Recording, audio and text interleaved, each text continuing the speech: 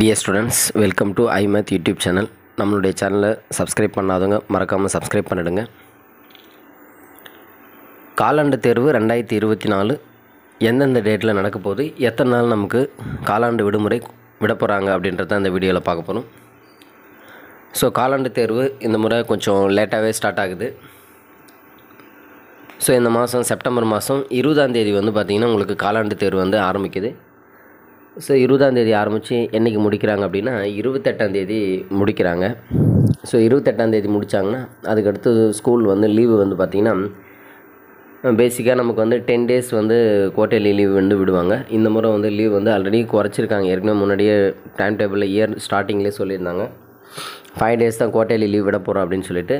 But இப்போது time table பார்த்திங்கன்னா 28ஆம் தேதி எக்ஸாம் முடியுது. 29, 30, 1, 2 2ஆம் தேதி ஆக்சுவலாக காந்தி ஜெயந்தி. ஸோ 4 நாள் தான் விடுமுறை சொல்லியிருக்காங்க. 3ஆம் தேதி ரீஓப்பன் சொல்லியிருக்காங்க, அதாவது அக்டோபர் 3. ஸோ அதனால் இந்த முறை மாணவர்கள் ரொம்ப வருத்தமாக இருக்காங்க. லீவ் 10 டேஸ் எதிர்பார்த்தவங்களுக்கு வெறும் 4 டேஸ் தான் இருக்குது. குவார்ட்டர்லி எக்ஸாம் எல்லோரும் நல்லா பண்ணுங்கள். All the best students.